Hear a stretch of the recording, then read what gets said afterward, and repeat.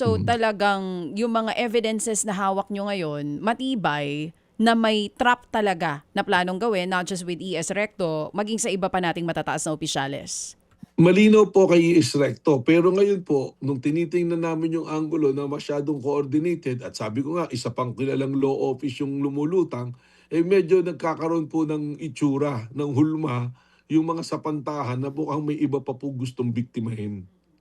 But right now, the evidences na hawak nyo is yung para po talaga kay ES Recto. Yung po mga Very clear po. Oo, yung mga officials na nababanggit ngayon sa mga media reports, there's DPWH Secretary Vince Dizon, John Vic Remulla, and others, wala pa po tayong ebidensya tungkol po Wala doon. pa pong matibay, kundi ang sinasabi nga po natin dyan, eh, nagkakaroon po ng hulma because of what are unfolding po. Opo. Kung ano po yung mga unti-unti nating nakikitang ebidensya. Oo. Director, last na lang on my side bago po yung iba pang mga katanungan ni Manong Ted dito. May ugnayan na po ba kayo kay ES Recto? Siya po ba'y magkakaso rin dito? Paano daw po? Anong actions na Ah, gagawin niya?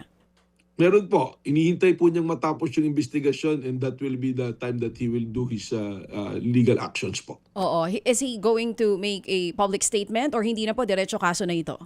Wala po kaming napag-usapan ng legal team niya tungkol doon, kundi gusto nila matapos namin yung investigasyon at kung ano man yung aming magiging findings, eh, they will act accordingly po. Was he surprised dito po sa planong trap sa kanya?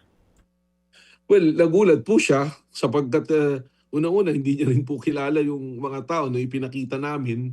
Ah, hindi niya kilala talaga, pero siguro po in the other end, baka hindi na rin kagulat-gulat para sa akin dahil he can be targeted for so many reasons. Mm. Local politics can be one, yung po yung sinasabi ng isang witness doon.